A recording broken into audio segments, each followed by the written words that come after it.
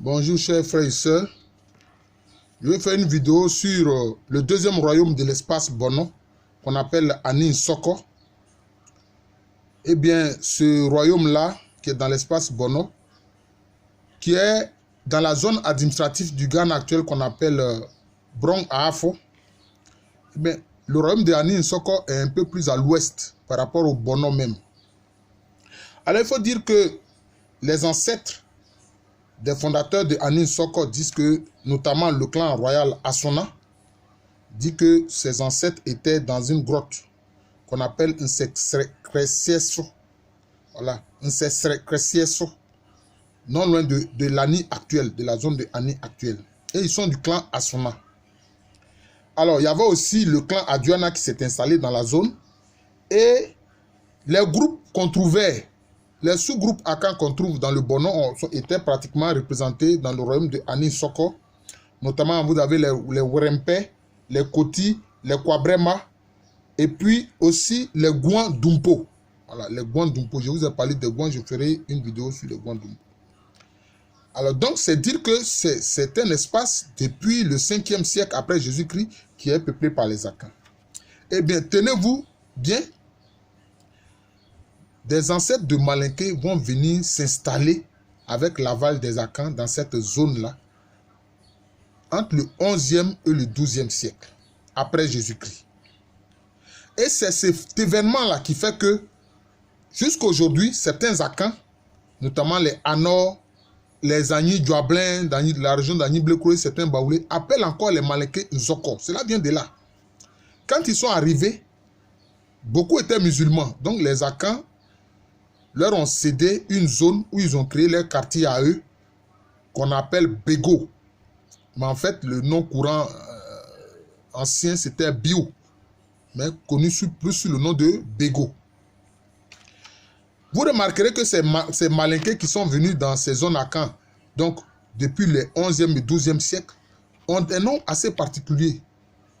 Eux, au lieu qu'on dise Diabaté, on dit Diabagaté.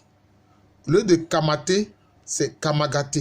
Et il y a le nom particulier, par exemple, de la famille Gbani, etc. Donc, ils étaient dans ces zones-là et ils ont vécu auprès des Akans. Parmi eux, il y avait des Noumous, des Libis, donc ça dit que des forgerons, hein, des artisans, etc., qui vivaient donc dans cette zone-là, en pays Akan. Et entre eux-mêmes, il y aura un affrontement civil que l'un de nos maîtres, le professeur Kodjo Nyamke Georges, a appelé les raisons futiles, c'est-à-dire un conflit futile entre Al-Bata Ouattara et puis Ali. Et donc, en malinké, ils appellent ça Dilifan. Voilà. Diffilant plutôt, diffilant. Et ça a provoqué un conflit. Et donc, c'était, disons, au début du XVIIe siècle, fin 16e siècle, début du XVIIe siècle. Et ces malinké-là, certains sont venus dans la région de Bouna, dans la région de Bondoukou, et puis dans le Barbo, hein, c'est-à-dire dans la région de Sandégué. Alors, les Asona, qui formaient la famille royale du royaume Anin Soko, leur nom vient de leur aïeul, Nana Asso. Donc, Asona, c'est-à-dire la famille de Nana Asso. Voilà. Alors, ceux-là, leur nom Soko, cela veut dire simplement les guerriers de Nana Asso. Les guerriers de Nana Asso. Mais la tradition dit plutôt que c'est parce qu'elle a tellement vécu longtemps que quand elle est décédée, on dit « Ah, Nana Asso a quoi ?» Ça dit « Nana Asso s'en est allé. » Et l'un des premiers rois, justement, de ce royaume-là, c'est Nana Asunkunu Boré. Asunkunu Boré. Voilà. Et je disais qu'il y avait différents sous-groupes, hein, les Werempe, les Koti, les Kwabrema et les Gouan Dumpo. Les Gouan Dumpo. D'ailleurs, c'est ce qui fait que, avec ces Malinké qui ont vécu dans cette zone-là, ce que nous appelons couramment ici les Dulabougou, eh bien, au Ghana, ils appellent ça les Nzoko. Voilà, ils appellent ça les Nzoko. Voilà. Par rapport aux Malinké qui, justement, ont séjourné dans la région de Anin Soko.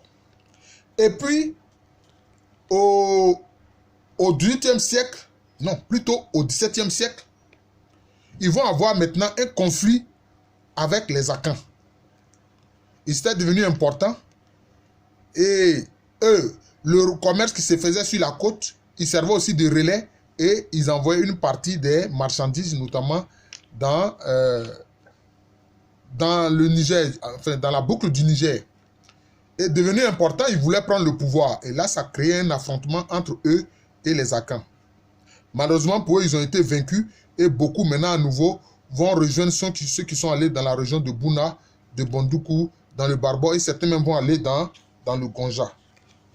Alors, il faut dire que quand les Ashantis ont conquis le Bono entre 1722 et 1723, durant la guerre, les Akans d'Anin Soko ont voulu porter secours à leurs frères du Bono.